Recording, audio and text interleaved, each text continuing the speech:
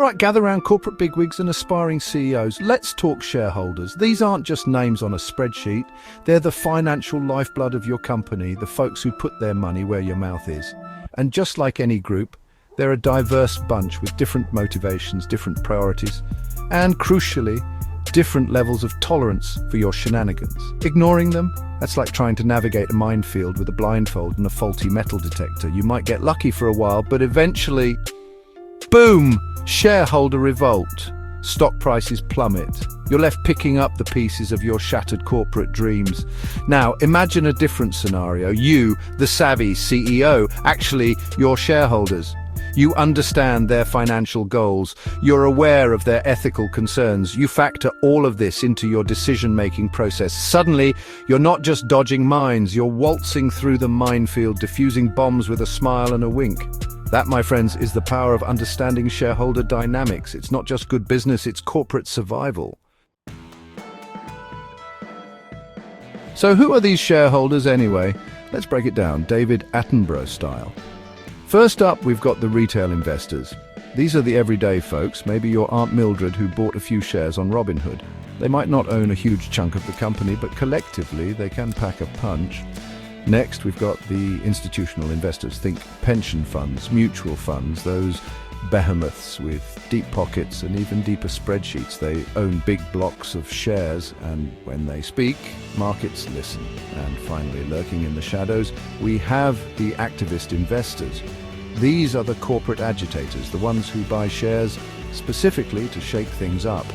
They're not afraid to use their influence to push for change, whether it's a new CEO or a more sustainable business model. Each group has its own set of priorities and concerns. Retail investors might be motivated by long-term growth or dividends. Institutional investors may prioritize quarterly earnings and financial performance. Activist investors might focus on environmental, social, and governance (ESG) factors.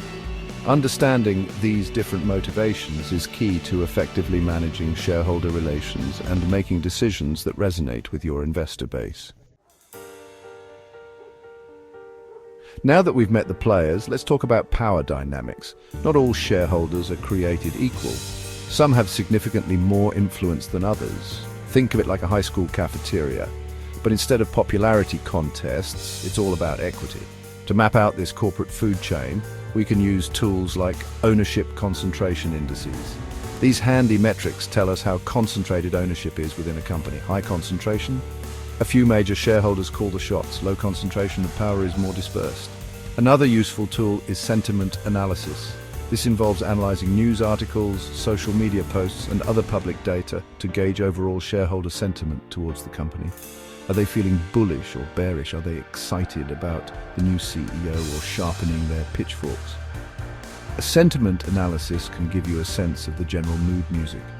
By understanding the distribution of ownership and sentiment among different shareholder groups, companies can identify potential pressure points and tailor their communication and engagement strategies accordingly. Section 4. Listen up. Gathering the shareholder gospel. Okay, so you've identified the different shareholder tribes and mapped out their relative influence. Now what? Well, it's time to put on your listening ears because understanding your shareholders is a two-way street. There are two main avenues for collecting this valuable intel: quantitative data and qualitative data. Quantitative data is all about the numbers. This includes things like voting records, share trading patterns, and responses to shareholder surveys. It's a great way to get a broad overview of shareholder sentiment and identify any trends or patterns. Qualitative data, on the other hand, is all about the why behind the numbers. This is where you delve deeper, engaging in direct dialogue with shareholders through investor relations calls, focus groups, and one-on-one meetings. This is your chance to really understand their perspectives, concerns, and expectations. Think of it like this. Quantitative data tells you what shareholders are doing. Qualitative data tells you why they're doing it. And to make truly informed decisions, you need both pieces of the puzzle. Section 5 case studies when shareholder voices make headlines. Now let's bring this all to life with some real-world examples. because nothing illustrates the importance of shareholder dynamics quite like a good old-fashioned corporate showdown. Remember that time?